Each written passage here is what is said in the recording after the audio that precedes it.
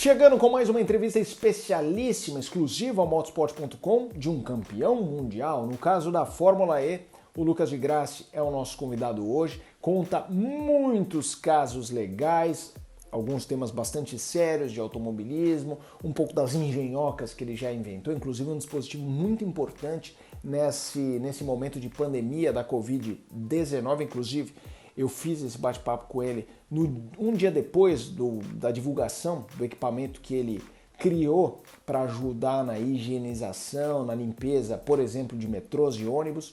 Então o Lucas de Grassi é um cara que tem muita história e vai contar sua passagem na Fórmula 1, bastidores da Fórmula E. Faltaram histórias e a gente já marcou de fazer uma nova live, as polêmicas, a relação tumultuada com o Nelsinho Piquet, isso e muito mais. Se liga nesse bate-papo bastante legal. Mas antes de eu dar o play aqui, eu gostaria que você se inscrevesse no canal, ativasse as notificações, espalhe para os amigos, chama aquela galera que curte corrida e até mesmo quem não curte muito, porque a gente tem dado alguns destaques que são histórias de superação, histórias curiosas que valem a pena serem contadas. Tá legal? Agora sim, um bate-papo com o Lucas de Grassi.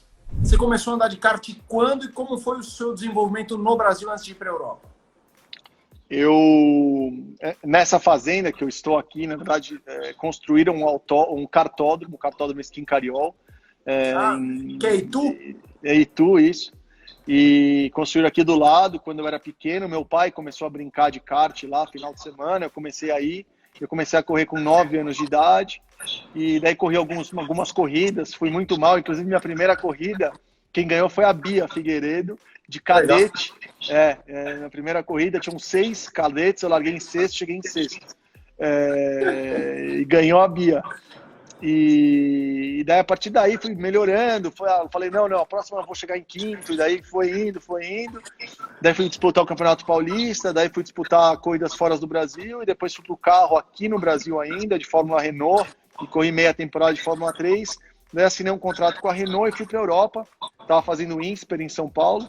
Larguei a faculdade de economia e fui para a Europa tentar sorte na Fórmula T inglesa. Fiz Fórmula 3 inglesa, europeia, daí fiz 3 anos de Fórmula 2.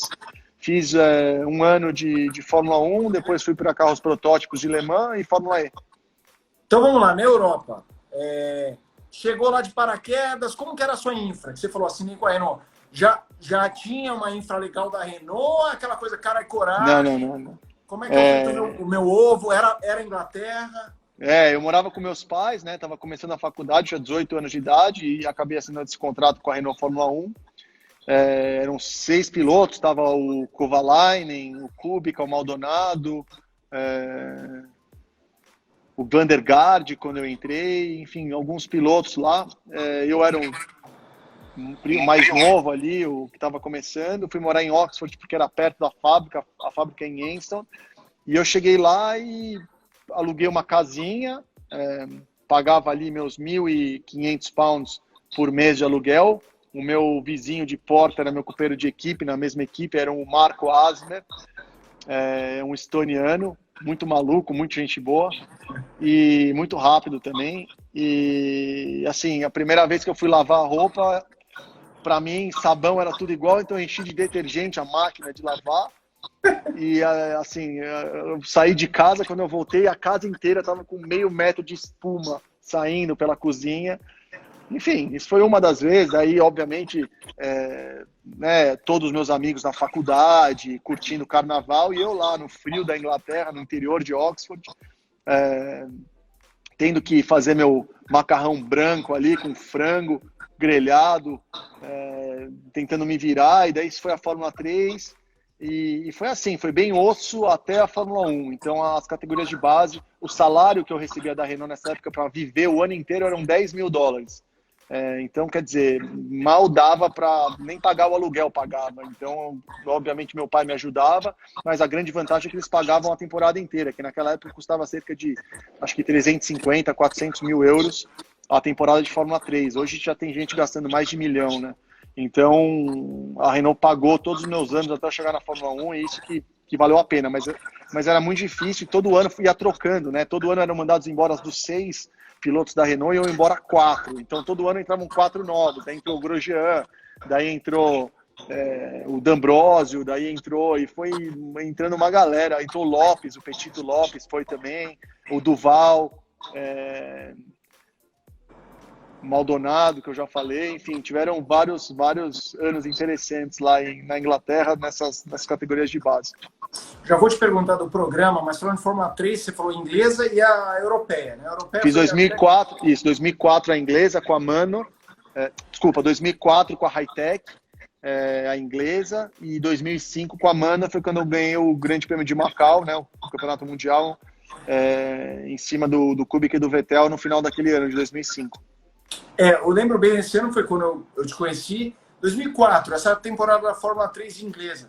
Tem alguma história bacana? Conta quem eram os caras, né? Porque eu sei que essa sua geração tem um monte de cara que chegou em Fórmula 1, um monte de cara que teve sucesso fora da Fórmula 1. 2004, como foi?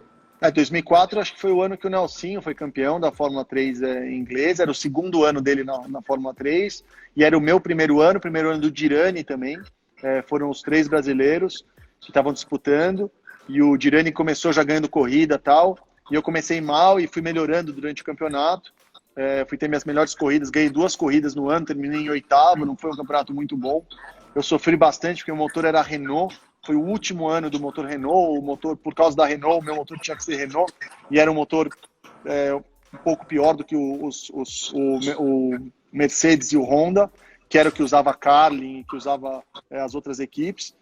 Tanto que no ano seguinte, quando eu fui para a Fórmula 3 europeia, eu insisti que eu queria o motor Mercedes, que claramente era o melhor naquela época. E foi isso, assim, tem tanta história interessante. Naquela época eu era amigo bastante do Nelsinho, até a gente saía junto, ele morava em Oxford. Os brasileiros eram amigos, o Xandinho estava chegando lá também para começar a correr de Fórmula 2, eles estavam montando a equipe de GP2, que correu o Nelsinho e o Xandinho no mesmo tempo. Tinha uns amigos em Londres, ia para Londres, assim, tentava ter uma vida, mas esse primeiro ano foi bem sofrido, eu nunca tinha morado sozinho, então uma época até tentei, meu engenheiro achou que eu estava muito sozinho, ele me deu um peixe, ele me deu um aquário, me deu 2 peixes dourados. Primeiro teste, eu falei, bom, eu vou ficar um final de semana fora, vou dar um monte de comida para esses peixes, porque eles vão ficar sem comer. Enchi o aquário de comida, fui embora, quando eu voltei, os peixes a água estava turva verde, os peixes boiando, nunca mais tive nenhum bicho de estimação. Enfim, teve várias histórias legais. Um cara perguntou Planeta Velocidade, perguntou... Eu não tô vendo aqui as perguntas, elas pararam de aparecer. Você trava? Não, para mim tá aparecendo. Para mim não. Tudo bem. Peraí, Planeta Velocidade perguntou da áudio, eu já vou chegar lá, é que eu vou anotando, às vezes para não tirar da ordem da áudio. O Júlio também mandou um. Júlio amigo. Mas falando de 2005, esse ano eu lembro bem. 2005 foi aquele ano que o Hamilton, a equipe do Hamilton era um foguete, era o Hamilton e o Sutil. Isso, eles eram primeiro e segundo. Assim, com margem, você acho que foi terceiro. Eu fui o terceiro, E meu companheiro era o de resta. Seu companheiro era o de resta. Conta um pouquinho desses caras, assim, vai. Hamilton, assim, já tinha a McLaren no jogo e tal, você olhava assim, ok, o carro era bom, mas ele era um cara muito forte. Fala dos outros, Sutil... O Hamilton tinha feito 2004 também na Fórmula 3 europeia, não tinha ido muito bem. Tinha batido muito em 2004, esse 2005 era o segundo ano dele na Fórmula 3 europeia. A equipe dele, que era a Arte, né, a Arte GP, chamava SM na época, tinha sido campeã no ano anterior, acho que com o Prema, em 2004, não sei, ou com o Prema em 2004, e 2005 tinha o Hamilton e o Sutil, eles ganharam, acho que de 20 provas, eles ganharam 16, entre eles, o Hamilton ganhou tipo 10 e o Sutil ganhou 6, e eu ganhei acho que 2 ou 3 corridas aquele ano, e terminei em terceiro campeonato. Quarto colocado acho que foi o quinto colocado foi o Pereira, tava o Kobayashi, tinha bastante gente, se pegar a lista, tinha bastante gente que acabou indo pro o Vandergaard, o Duval tava na Signature, e o de resto acho que terminou em 11º, que era o primeiro ano dele de Fórmula 3 e era meu segundo. E daí no ano seguinte, o de resta, que foi meu companheiro, foi para a equipe do Hamilton e do Sutil, ele e o Vettel, e ele ganhou o campeonato e o Vettel foi segundo. com a mesma equipe, com essa ASM em 2006. O de Resta ganhou. Ganhou do Vettel, no mesmo carro, os dois no segundo ano. Eu até outro dia entrevistei o Átila tem um... O Átila correu comigo em 2005, é verdade, ele morava no carro dele. Essa história é engraçada. Conta, eu não sei disso, ele não contou. O Átila, uma época, ele não tinha mais casa, ele morava no carro dele, o policial parou ele e falou, onde você mora? Daí ele respondeu assim, que rua eu tô? E tava com as coisas todas no carro, né? Final do ano, mas era assim pra gente. Final do ano, eu morei 6 anos em Londres, eu morei em 10 apartamentos. Porque final do ano, eu pegava minhas coisas e voltava pro Brasil, porque eu não sabia se a Renault ia aprovar o budget para mim pro ano seguinte, se eu estava contratado ou não. Então, todo ano, para mim, era o último ano. Eu tinha que performar, ou a Renault não ia pagar. Meu pai, tinha condição talvez de pagar 1 ano de Fórmula 3 ou 1 ano de Fórmula 2, mas não tinha condição de pagar minha carreira inteira, gastar 6 anos aí, 3 de Fórmula 2 de Fórmula 3 e 3 de Fórmula 2, não tinha a menor condição de bancar isso aí, eu não tinha nenhum patrocínio, porque também eu estava correndo direto contra o Nelsinho e contra o Bruno Senna, então os patrocínios acabavam indo para os dois, eu não tinha nenhum apoio, eu tinha apoio só da Renault, então eu precisava performar todo ano para ganhar a autorização, ganhar o budget para o ano seguinte. Você mencionou uma coisa que me chamou a atenção, eu nem ia perguntar, mas o Sutil foi um dos caras mais malas que eu já entrevistei. Ele é mala ou é só um cara meio quietão? Qual é a do Sutil? Essa você tem que explicar para mim. Eu conheço, o Sutil ainda mora em Mônaco, eu encontro com ele de vez em quando. Hoje em dia ele investe em carro clássico. Perdão, fala do Sutil, mas o mala é o de Resta. Mas fala do Sutil. Perdão, o Sutil era legal. Mas pode falar do Sutil. O de Resta também, dentro da Manor a gente não tinha uma relação muito boa. Porque realmente ele é um cara bem diferente, bem arrogante, no sentido que se ele andou atrás o ano inteiro, não porque ele era pior, tanto que no ano seguinte ele foi campeão, mas é porque era o primeiro ano dele e o meu segundo ano, isso tinha bastante diferença, né? Eu tinha mais experiência que ele. Então, mas assim, ele não aceitava de jeito nenhum, falava que o chassi estava errado, que o motor estava errado, sabe? Ele era um cara... assim, bem grossão, no sentido, tipo, de tá sempre brigando, sempre achando que a culpa não era dele, sabe? Tinha pouco tempo para olhar dado, enquanto eu ficava o dia inteiro ali olhando gráfico, tentando melhorar, ele era um cara muito talentoso, então ele meio que falava, se eu não tô andando bem é porque esse carro tá ruim. Então essa foi sempre o jeito que ele levou a carreira dele, eu acho. E daí, mas ele é um cara muito talentoso, né? Ganhou DTM, depois foi para Fórmula 1, enfim. Hoje acho que ele não corre mais, não sei se faz alguma coisa. Eu sempre conto essa história, as pessoas até me perguntam que assim, ele era um cara realmente grosso, que nem você falou, grossão. Uma vez uma jornalista chinesa, uma coisa que sempre me incomodou é quando o piloto pega pela frente, sei lá, uma jornalista chinesa, que você percebe que a pessoa não fala muito bem inglês, está lá se esforçando a beça e o cara é grosso, entendeu? Ele não tem um pouco de compaixão, de respeito. E a chinesinha voltou chorando, assim. Eu falei, pô, que babaca. Mas enfim, eu queria saber se você tinha um outro lado e pelo jeito, não. Foi na Fórmula 3 europeia que você tem aquele seu looping? Foi na primeira corrida em Hockenheim. Eu fui passar o Van der Garde. O Van der Garde se mexeu na frenagem, eu bati na roda, decolei, foi meu maior acidente, assim, do ponto de vista, né, de impressão, quebrou o monocoque, quebrou todo o desenvolvimento que a gente tinha feito, enfim. Foi um desastre de começo de campeonato e consegui recuperar depois, mas foi um acidente muito forte ali, foi muito impressionante. A FIA depois fez um estudo do acidente. Se vocês olharem aí no YouTube ou nos meus canais de mídia social, nos meus canais de mídias sociais tem esse acidente, um acidente bem impressionante. Foi a abertura, esse acidente era a abertura acho que da entrada da Fox, ou a entrada a entrada de algum canal de corrida, aparecia minha batida, apareceu durante 5 anos a batida. É o mais grave que você já teve, ou você já teve outros menos espetaculares, mas mais doídos? Não, eu já tive mais grave e menos espetaculares. Aquela minha batida de Fórmula 1 em Suzuka, indo para o grid, foi uma batida muito forte. Uma batida violenta lá na 190R. Também na Fórmula 2, numa largada em Imola, que o quarto colocado deixou morrer. Eu estava largando em último, eu tinha sido desclassificado na classificação. eu tava correndo de Durango, eu larguei em último e fui passar e bati na traseira do cara parado, saí bem machucado também. Tive algumas batidas fortes, mas aquela foi a mais impressionante. Teve alguém que comentou aqui, deixa eu ver, que falou que o Di Resta correu em 2019 no DTM, e foi 16º no campeonato, ele que já foi campeão, como você É verdade, ele voltou para a DTM, né? Mas ele não foi muito bem, não.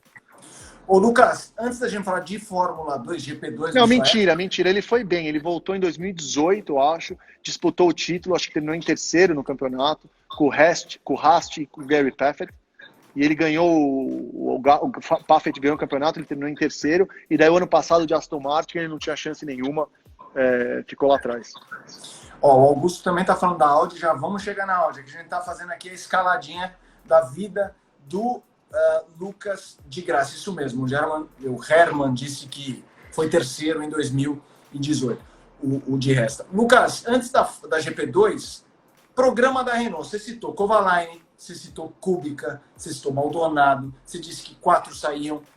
Era aquela coisa que na foto todo mundo tá sorrindo, mas que é a facada, porque, pô, é sobrevivência, ou não, dava para conviver numa boa. Eram categorias diferentes, então era assim, o Kovalainen e o Lopes estavam na Fórmula 2, eu estava na Fórmula 3 com o Duval, com o Vandergaard, com o Grosjean, que entrou depois, o Grosjean entrou na Fórmula 2, eu também no meu último ano de Fórmula 2, enfim, era na mesma categoria, era uma competição acirrada, mas no programa da Renault a gente era relativamente amigo, porque a competição era meio indireta, não dependia do outro ali.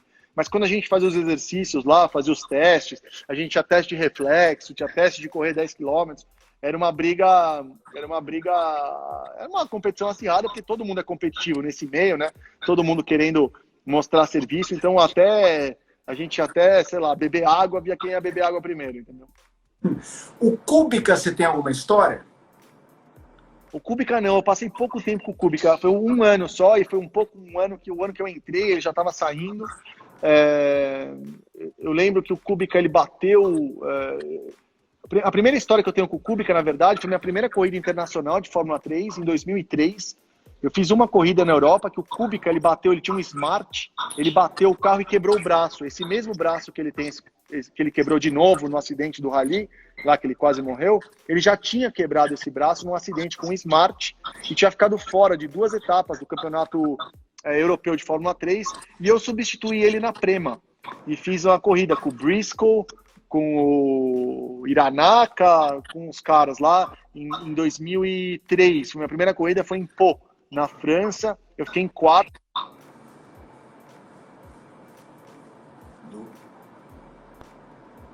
E depois a gente se encontrou em Macau, obviamente. Voltou. E obviamente a gente se encontrou em Macau, mesmo em 2004, quando ele terminou em segundo e eu em terceiro. E daí em 2005, quando eu ganhei, né, eu passei ele faltando 2 voltas para o final, na relargada. E ele ficou, obviamente, chateado, mas foi bem, assim, gentleman, chegou, me deu parabéns, enfim. E aquele ano era o ano dele, porque ele tinha chegado em segundo no ano anterior, então eu acabei com a festa dele em Macau.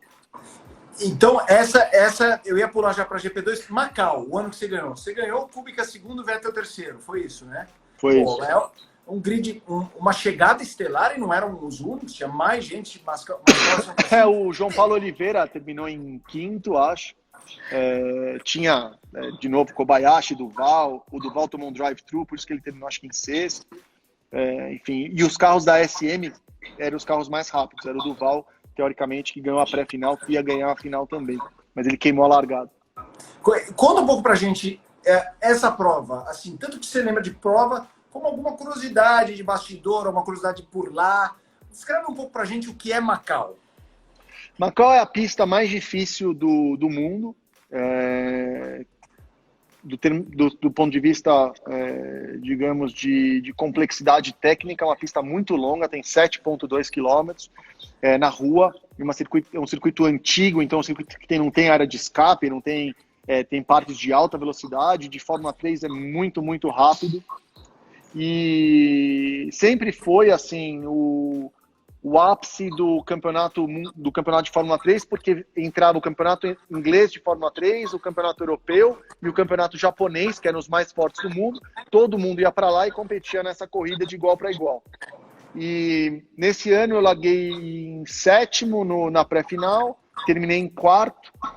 Daí na largada da final pulei para 3º.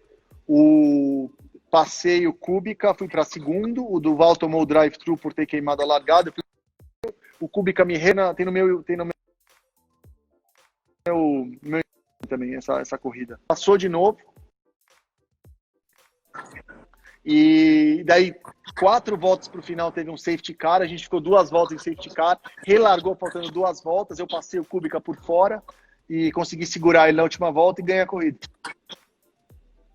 E isso me abriu porta, porque nesse mesmo ano eu fiz meu primeiro teste de Fórmula 1. Porque eu ganhei Macau, eles me deram um teste de Fórmula 1 que eu testei em Jerez, final de 2005. O Renault V10, né, o último que foi campeão, era o carro campeão mundial com o Alonso, o primeiro carro campeão mundial em 2005. Inclusive eu tenho uma pergunta sobre isso. Porque uma vez eu entrevistei o Ricardo Penteado, engenheiro que era da Renault de motor, e ele disse que esse teste que você fez é um dos suprassumos do sentido de motor, porque era assim, tinha aquela limitação para o motor não quebrar, então sempre tinha aquele cuidado e tal, e aí ia virar V8, então aquele teste era meio que, full power, V10zão, ponta dos cascos. Tinha mais de 1000 cavalos, né? Tinha mais de 1000 cavalos, e o carro era bem mais leve que o carro desse ano, era um carro menor, bem mais leve, o carro pesava 560 quilos só. E eu não me preparei para o teste, me chamaram com 2 dias de antecedência, falaram, o Kovalainen não vai fazer o teste, quem vai fazer é você, e você vai para Jerez, que é um circuito muito difícil. Eu nunca tinha nem freado o pé esquerdo, para você ter uma noção. Naquela época, eu freava com o pé direito ainda, porque o Fórmula 3 era câmbio sequencial, às vezes precisava usar embreagem, então eu freava com o pé direito. Então, o Fórmula 1, assim, me colocaram no banco do De que era? No banco do Trulli, me colocaram num banco que era o que mais chegava perto do meu, assim, mesmo assim estava doendo tudo, me colocaram lá, falaram, agora você vai andar 2 dias, as primeiras 10 voltas que eu dei foram as voltas mais assustadoras da minha vida. Quando eu parei no box, eu falei, nossa, eu não consigo guiar esse troço aqui, não dá para guiar. Assim, eu acelerava, minha cabeça ia para trás, eu freava a cabeça para frente. Realmente, assim, foi uma primeira impressão muito difícil. Eu comecei a pegar a mão, né? No final, no segundo dia, já estava tipo meio segundo do tempo e tal. Mas já estava todo cansado, o pescoço já não aguentava mais, tive que colocar espuma. Eu dei 120 voltas por dia. Acabei esse teste, parecia que eu tinha saído da guerra, assim, porque uma semana de... Em poucas ocasiões eu fico tão mal, assim, nesse teste eu fiquei mal uma semana, e Le Mans, toda vez que acabava Le Mans, me demorava uma semana para eu conseguir recuperar a mente e o corpo para fazer qualquer outro tipo de atividade. Eu ficava uma semana, assim, do braço ficar inchado, de eu ter que dormir com o braço dentro do gelo para o braço voltar ao normal. Le Mans e esse teste de Fórmula 1. Quando você diz de pôr espuma, é porque o pescoço realmente não segura mais a bucha. Não. Se você fazia a curva para embaixo, o pescoço parecia João Bobo. Ia para frente, para trás. Não tinha... Depois de 100 voltas, não tinha mais pescoço. A gente vai chegar em Le Mans, mas GP2, eu lembro de uma história, porque foi assim, Durango, que era uma equipe lá que ficava atrás, aí foi 2006, 2007 foi um ano muito forte, você foi vice-campeão em 2007, né? Qual que era a equipe? Era a Arte? Era a Arte. É o ano que o Hamilton foi campeão em 2006, e daí eles contrataram o Amber Müller, que corre de Porsche hoje, para ser o piloto principal, e fizeram um teste, eu, o Conway, e mais alguns pilotos, para ver quem ia pegar o segundo lugar. E eu peguei o segundo lugar da equipe, comecei a andar melhor que o Amber Müller, daí trocaram pelo Buemi, no meio do campeonato, porque era a Red Bull que pagava aquele assento. Trocaram depois pelo... O Buemi também não foi muito bem, trocaram pelo Alexis. E eu terminei em segundo no campeonato, perdi para o Glock na última corrida em Valência, na chuva. Eu lembro que você me contou uma vez uma história, que você estava muito bem no campeonato, mas pesava com você aquela coisa, o Lucas ainda não ganhou. Que você estava indo para o grid, e que alguém, eu não lembro se foi o Briatore ou o sócio do Briatore, e no caminho do grid você meio que falou, ou você ganha ou você está fora. Como que é isso? Foi exatamente isso. Eu estava em segundo no campeonato essa época. Eu fiz a pole na Turquia. e eu tava indo pro grid para largar, e ele chegou para mim e falou assim, olha, não interessa se você chegar em segundo no campeonato ou em primeiro, você ainda não ganhou uma corrida, você precisa mostrar resultado, você precisa ganhar uma corrida, se você não ganhar uma corrida, você pode ir para casa no final do ano. E eu andando pro grid pra largada, assim, tipo, tinha ido no banheiro e tava voltando pro carro, 5, 10 minutos antes da largada. E daí eu fui e ganhei essa prova. Ganhei a prova, liderei o campeonato, saí da Turquia liderando o campeonato, e depois ficou uma briga com o Glock até a última etapa. E você mandou um chupa? Era meu chefe, não podia. Ele não entendeu. Não era o Briatore, né? Era o Michel. Era o Michel, era o Bruno Michel. Lucas, vamos falar Fórmula 1. Aí você fez 2008, 2009 foi um ano que você não andou. Como foi 2009? Não lembro. 2008 eu era reserva da Renault, né? Então fiz vários testes de Fórmula 1. E daí no meio do campeonato me colocaram de volta para correr na ADAX, porque o Ben Hanley, naquela época, foi mandado embora, que tinha feito algumas besteiras no começo do campeonato, e eu virei companheiro de equipe do Petrov. Comecei com 6 etapas a menos e terminei o campeonato disputando o título, terminei em terceiro, mas bem perto do Pantano e do Bruno Senna, acho que 1 ponto do Bruno, em Monza. E daí aquele ano eu fiz o teste para a Honda, a Renault saiu da Fórmula 1 por causa do escândalo de Singapura, em 2008, e teve eu fiz o teste para a Honda também saiu da Fórmula 1, que depois virou Brown em 2009,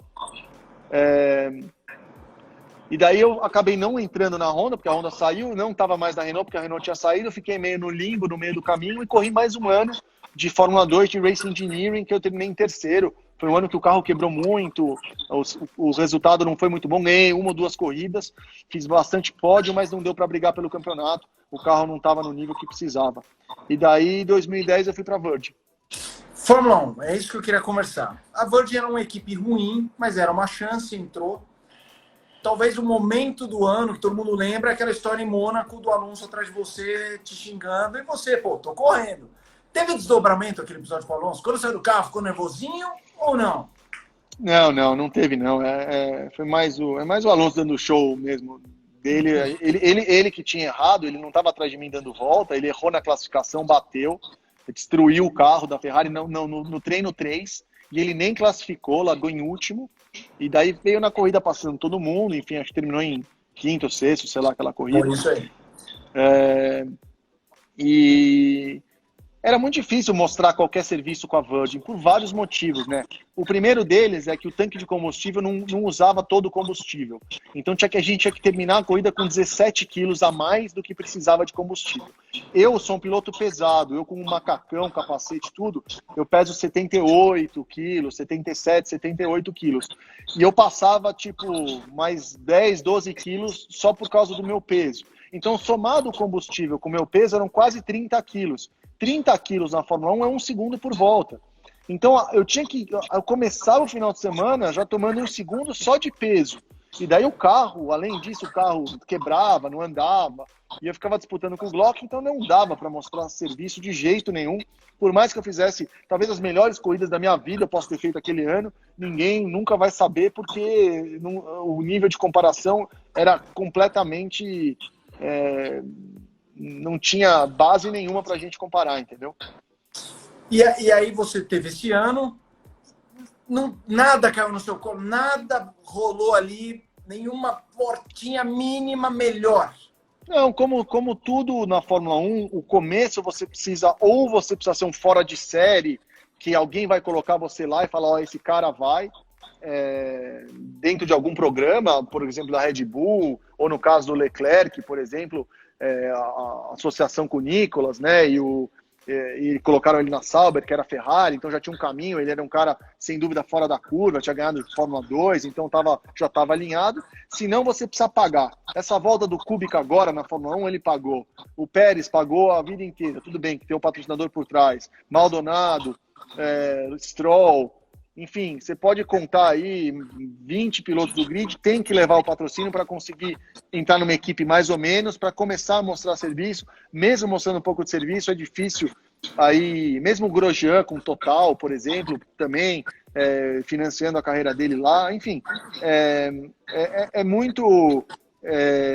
você precisa ter alguém por trás para conseguir ter uma chance de mostrar serviço ou ter uma sorte aí, ter uma coisa que chove, bate todo mundo, e você consegue fazer alguma coisa boa e calha de abrir as portas na hora certa para você conseguir subir para um outro lado.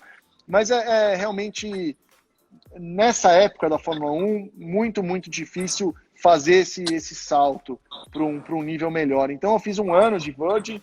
Na minha opinião, foi um ano bom, mas obviamente ninguém viu, pelos motivos que eu citei.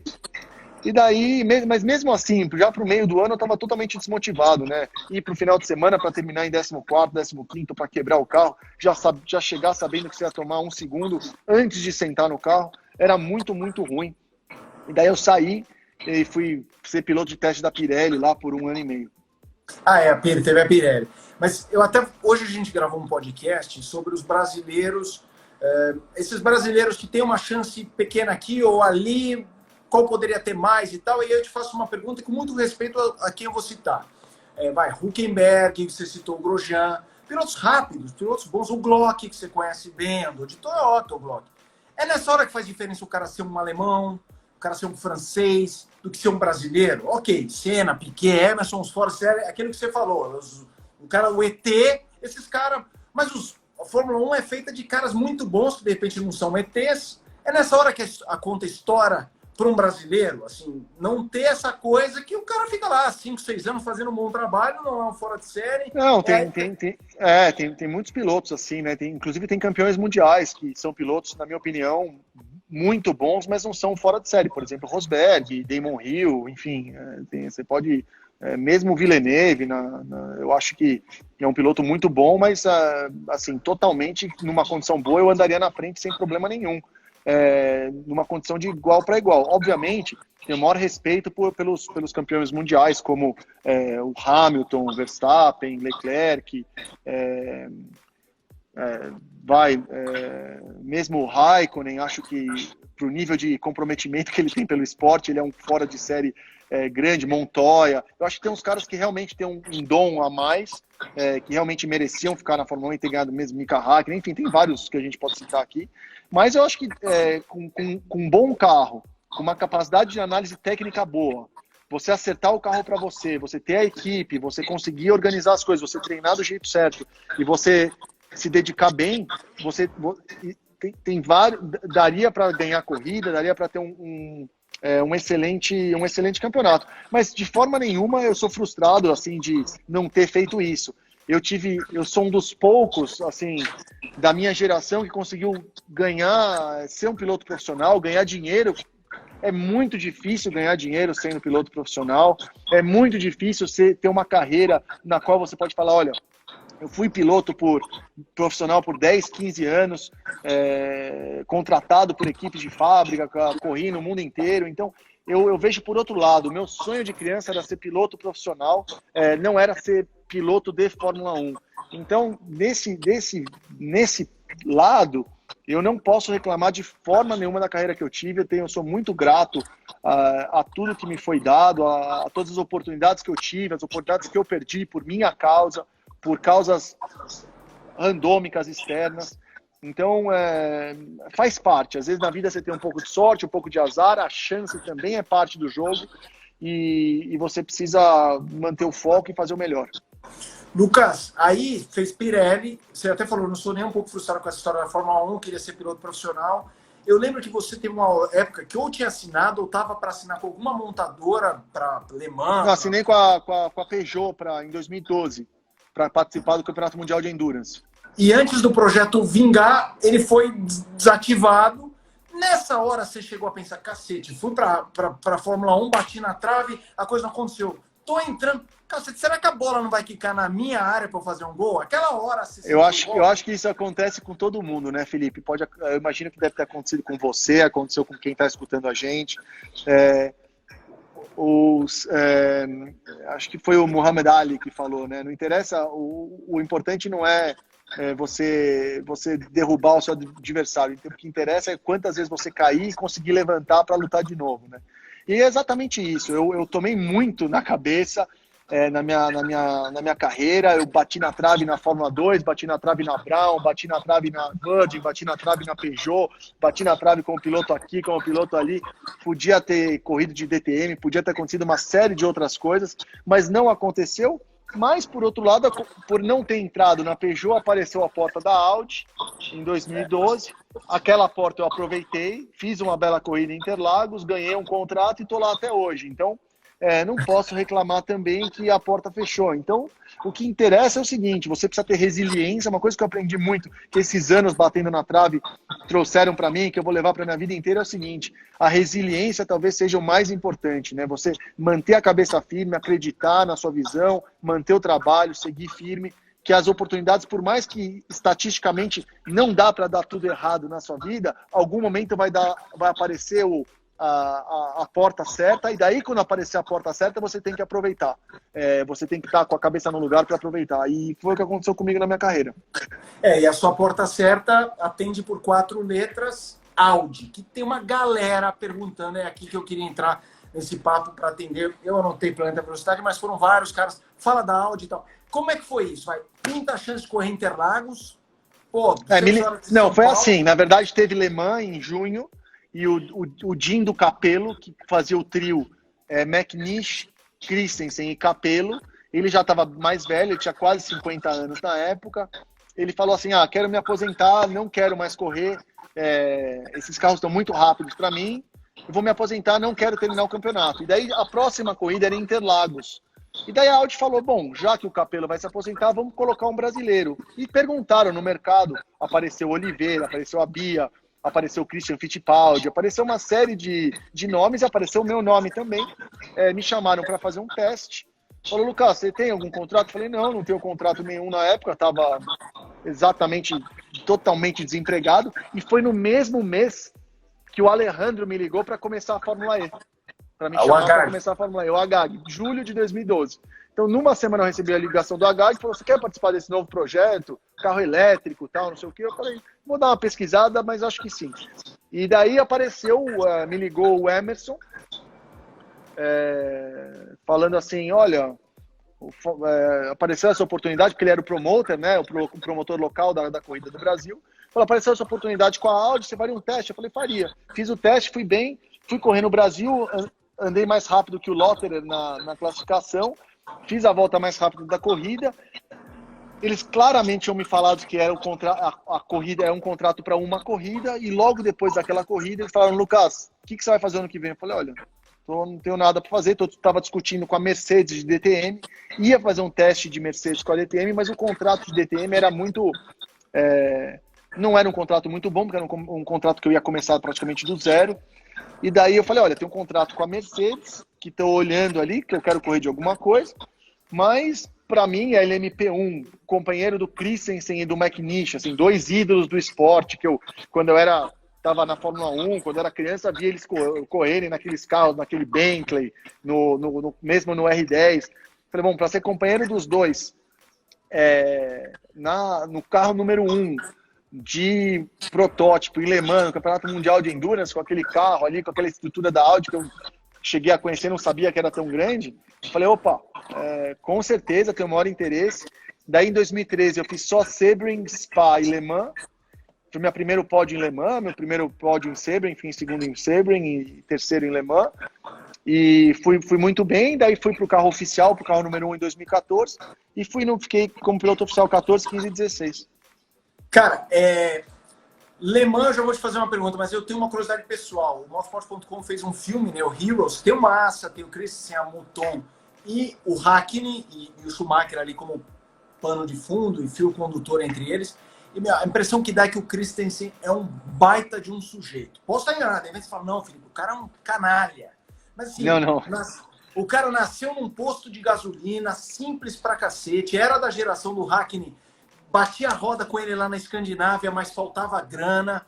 E você percebe quando ele fala de coisas que não são corridas, você vê que o cara tem uma cabeça boa. Como foi trabalhar com esse cara e como é o Christensen?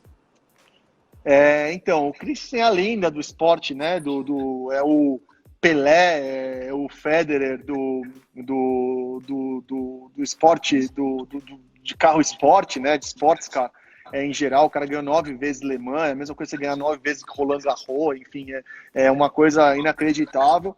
E a primeira vez que eu corri com ele não foi em 2013. Em 2013 eu corri com o Gené, com o Marc Gené, com o Jarvis em Le Mans, foi para um aprendizado, mas foi muito difícil. O Le Mans é uma experiência totalmente diferente com aqueles carros, principalmente à noite, você não enxerga nada, é uma coisa, vou ter o trânsito, é outra técnica. Tive que aprender bastante. Em 2014 sentei com o Christensen, entrei na equipe, era o Christensen, o Duval e eu. Primeira corrida em Silverstone na chuva, eu rodei e bati o carro. Tava muito rápido, mas rodei e bati. Daí o Christensen, não, Lucas, você precisa, esse esporte é um esporte de consistência, você precisa fazer isso. Me ajudou bastante durante aquele ano, me ajudou bastante, inclusive em Le Mans, mas em Le Mans foi muito curioso. Aquele ano que aconteceu o seguinte, a gente estava muito bem. Na quarta-feira, sentou o Christensen no carro, no primeiro treino livre, saiu, deu 3 voltas, parou. Eu entrei no carro, saí, dei 3 voltas, parei. Entrou o Loic, saiu, decolou na curva da Porsche, bateu o carro, quase morreu, foi para o hospital, ficou com a memória defasada por 3 meses, vendo dobrado. Foi um acidente que ele realmente quase morreu. Na nossa frente ali, nunca um companheiro de equipe meu tinha quase morrido dessa forma. Então foi muito impressionante. E é uma curva que você faz de mínima 250, 260 por hora lá na Porsche. E de repente, putz, não vai poder correr o Loic, chama o reserva, era o Gené. Porque o Gené não estava com a experiência do carro novo, estava 1 ano sem guiar o carro. Ele sentou no carro e era 5 segundos mais lento por volta.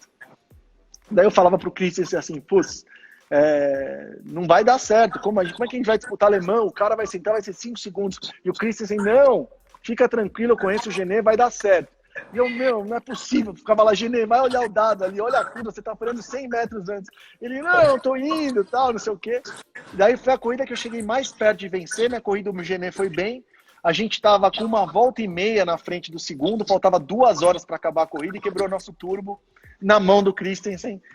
E eu nunca venci Le Mans. Depois dessas, né, acabou não dando nunca certo. Fiquei em segundo essa corrida, trocaram o turbo, fiquei em segundo. Fui pro pódio com o Tom, a gente fez o campeonato, terminou o campeonato, acho que na 4ª posição esse ano do Campeonato Mundial de Endurance. No final do ano ele se aposentou, entrou o Jarvis, a gente ficou Jarvis, Duval e eu, 2015 e 2016. Lucas, Le Mans, você falou que fisicamente, mentalmente, assim, deve ser aquela coisa que você falou 1 semana, não deve nem raciocinar direito. Descreve o estresse e tenta lembrar na memória o maior perrengue que você passou em Le Mans. Eu te jogo essa pergunta com o exemplo do Christian Fittipaldi. O Christian falou que o maior medo que ele sentiu no carro foi guiar na chuva em Le Mans à noite, em que ele não conseguia ouvir o para-brisa. Tipo assim, ele estava guiando sozinho, assim, eu ouvi Rick. Ele fala que aquele barulho parecia filme de terror. Então, assim, o maior perrengue que você teve em Le Mans, e descreve essa questão física e mental, esse desgaste. Le Mans, principalmente em LMP1, do nível que a gente estava correndo, os carros estavam muito mais rápidos, né, do que na época do Christensen. O tempo dos carros do Christensen eram os tempos de LMP2 na minha época. Então os carros evoluíram muito, né? Saíram de 3 minutos e 30 para 3 minutos e 10 de tempo de volta. Isso diminuindo a velocidade de reta, porque, né, a gente tinha toda a parte híbrida, enfim. Os carros estavam com muito downforce, muito rápidos. Eu vi o Loic quase morrer na minha frente. Então, assim, Le Mans é uma pista perigosa, tem amador, também deixa mais perigoso ainda. Então, era uma semana que eu passava, assim, era uma das semanas que eu ficava tenso, assim, pode acontecer alguma coisa comigo se eu errar, eu tenho que performar, porque é a corrida mais importante do ano, não posso errar, porque a gente trabalha 1 ano para aquela corrida. E a corrida, a semana já começa segunda-feira com Media Day e reunião, e terça-feira e quarta-feira treino, quinta-feira treino, sexta-feira Drivers Parade, reunião. Então você chega no sábado para a largada, você já está acabado. Você já larga cansado. Chance de dormir na noite anterior, você sabe que você vai ficar 24 horas sem dormir, a noite anterior, você já não dorme nada. Então, assim, tipo, é um estresse muito forte. A parte física era muito intensa. Nas minhas Le Mans eu cheguei a dirigir 10 horas e meia. Então, antebraço, toda a parte de core, mesma concentração, esses carros freiam muito fortes, né? Você imaginar que em Le Mans, quando você sua nesses LMP1, na Fórmula 1 também, a hora que você freia, o suor sai reto para a viseira. De tanta força G, gera 4G de força G. Durante muito tempo, você imaginar a corrida de Fórmula 1 dura 1h30, 1h45, cada stint em Le Mans eram 3h30. Em 2013, na minha primeira Le Mans, aconteceu exatamente isso. Choveu, a gente estava de slick, não dava tempo de parar no box, eu fiquei andando de slick na chuva com aquele carro. Foi a hora que o Christensen, não o Christensen, o outro Christensen bateu de GT e morreu. Faleceu. Ele bateu na Tetre Rouge, numa árvore. Foi na mesma situação, foi meio que na minha frente. O carro escorregou, ele foi para a esquerda ali. Poderia ter acontecido comigo, poderia ter acontecido com qualquer um. Então, assim, é uma corrida realmente especial, tensa, está cada vez mais. Esses últimos anos só a Toyota correu, então é meio. Não é mais aquela competição. Mas quando tinha Porsche, Audi e Toyota, era uma competição muito intensa. Eu terminava a corrida mentalmente, 20 horas focado, mais de uma semana, a parte física, 10 horas dirigindo o carro com trepidação, doía até a ponta da minha orelha. Eu ficava na banheira de gelo durante 3 dias desinchando, roxo no corpo inteiro, e o banco não é o seu banco. Na Fórmula 1, na Fórmula E, o banco é moldado e você é o seu banco. Em Le Mans é uma mistura de banco, porque precisa colocar o seu, precisa colocar o do outro, então você senta meio torto já. Então realmente é muito, muito difícil, é uma situação bem diferente. De graça, faltam 8 minutos que vai cair a nossa live. Vamos ter que marcar outra mais pra frente. Mas tem uma pergunta aqui do Júlio que pingou quando você estava falando da Fórmula 3. Você falou, eu era amigo daquele, naquela época eu me dava bem com o Nelsinho. E aí o Júlio perguntou, você estava amigo com o Nelsinho? Quando existe um marco zero da briga? Vocês bateram em pista? Não, assim, a minha, não é inimizade, mas a minha, tipo, o meu, o nosso desentendimento, o meu e do Nelsinho, é o seguinte: o Nelsinho, ele fala, ele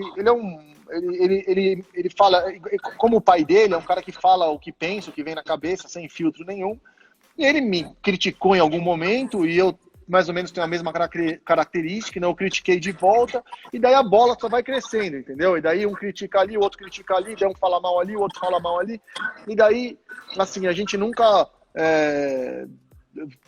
voltou, a gente tem uma diferença de personalidade bastante, dentro da pista, fora da pista, a gente acabou nunca sendo amigos, assim, nunca, e também não faço questão nenhuma de ser amigo, mas assim, respeito, acho que ele foi um grande piloto, acho que ele fez bastante coisa no automobilismo, mas ele foi muito inconsistente em várias fases da carreira dele, e enfim, essa é a minha opinião dele, e como pessoa ele é bem diferente do que eu sou, então a gente não tem nenhum tipo de afinidade, mas não tem nenhum marco zero sobre isso. Você citou que disputava patrocínio com ele, com o Bruno Senna. O Bruno, eu sei que é bem teu amigo. Você chama ele de costela e tal. Conta alguma boa do Bruno Senna, vai. Agora, reta final é aquela caixa de Pandora. Conta uma boa do Bruno Senna. Putz, o Bruno tem várias boas, mas a gente sempre foi muito amigo, né? Desde a época de Londres, a gente morou em Londres junto. E daí a gente foi, quando a gente resolveu, daí em Londres, depois de uns 2 anos, ele falou, olha, mudei para um certo apartamento. Daí eu liguei para ele e falei, eu também mudei. Onde você mora? Daí ele falou, moro na rua tal. Eu falei, mas essa é minha rua. A gente mudou para o mesmo prédio sem querer. E daí, quando a gente entrou na Fórmula 1, a gente entrou junto em 2010. E daí eu liguei para ele e falei, aí, o que você vai fazer? Ele falou, eu vou para Mônaco e tal. Eu falei, eu também, eu aluguei o apartamento. Ele falou, eu também, onde você alugou? Era o prédio vizinho. Então a gente foi no mesmo ano também de Londres para Mônaco, mas tem várias do Bruno. Uma vez a gente viajava junto, quando a gente estava de Fórmula 2, a gente ia para Paul Ricard junto, a gente ia para lá, para cá.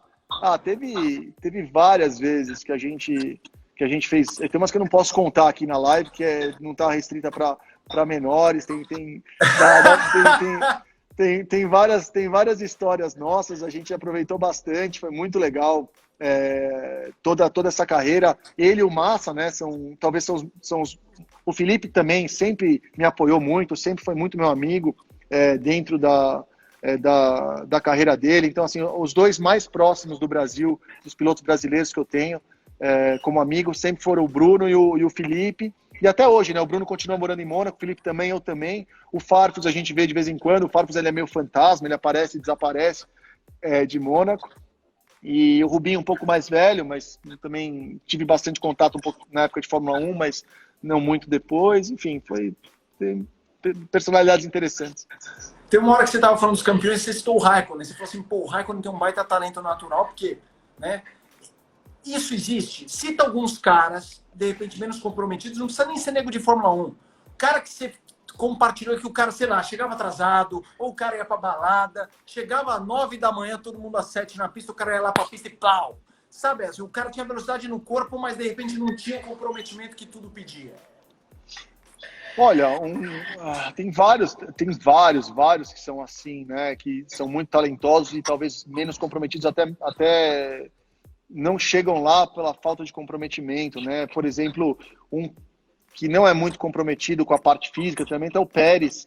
Ele é um cara muito talentoso, mas nunca fez um exercício na vida, nunca analisou um gráfico da vida. O Raikkonen não tá nem aí para nada, nem fala nas reuniões, né? E é um cara muito rápido, muito né, sempre anda bem, mesmo agora mais velho, talvez com a motivação de estar numa Sauber da vida, andava na frente dos companheiros. Mesmo Montoya, por exemplo, Montoya para mim é o caso extremo, né? Você olha para o Montoya e fala, meu, esse cara nunca é piloto, né? Daí o cara vai lá, Race of Champions ganha, corrida virtual ganha, vai correr de Indy, volta ganha, sabe? É um cara que também tem um dom muito, tem vários, né? Que são mais assim, e tem o outro lado, né? Por exemplo, mesmo Senna, Schumacher, já tinha o dom e era completamente obcecado pelo esporte e por tentar melhorar em todas as áreas possíveis. Ó, tem o Vitor e o William falando, se não perguntar da Audi, tá foda, eu desisto. Repete a pergunta, porque da Audi eu já falei. O que é Audi na Fórmula 1? É isso? Acho que é isso. Audi na Fórmula 1, alguma chance? Já ouviu algum no corredor? Não, zero. Não tem nenhuma chance. O pessoal, o brasileiro tem que entender o seguinte, a Fórmula 1 já estava em maus bocados antes dessa crise do corona. Pós-crise do corona, tem uma chance muito alta da Fórmula 1. Fórmula E a gente está um pouco melhor porque o custo operacional é mais baixo. Mas a Fórmula 1 vai perder bastante dos times, da capacidade de gerar retorno para patrocínio, etc. Então, assim, a última coisa que eu acho que você vai ver hoje em dia é uma montadora entrando na Fórmula 1 nas regras atuais. Não tem o menor cabimento você desenvolver um motor desse híbrido que eles estão desenvolvendo, que não tem uso comercial nenhum. Você tem que gastar cerca de $1 bilhão para desenvolver isso, sendo que você não tem retorno nenhum sobre isso. Então, assim, se a Fórmula 1 não se atualizar, reduzir custo, mudar o regulamento para algo que seja mais comercialmente relevante, a Fórmula 1 vai cair muito, vai perder mais montadoras ainda, e dessa crise pós-corona, eu imagino que 2, 3, 4 equipes podem sair do campeonato. É isso que a gente está tentando também fazer com a Fórmula E, tentar conter custo, porque motorsport vai ser muito afetado. As montadoras estão no que é chamado Perfect Storms, na qual venda de carro caiu, eles têm que fazer a transição para elétrico. Elétrico vai ser cada vez mais a norma de venda e desenvolvimento técnico, e não tem como elas fazerem um investimento na Fórmula 1. Então não vai ter Audi, não vai voltar nada. A tendência é as montadoras que estão saírem e não tem nenhuma entrando no curto prazo. Aí eu bate-papo com o Lucas de Grassi, campeão mundial de Fórmula E, piloto muito bem sucedido, especialmente na última década. Nessa última década, talvez o piloto brasileiro de maior projeção no país e fora dele também. Tá falado? Se inscreva no canal, ative as notificações. Espero vocês. Um próximo destaque chegando em breve.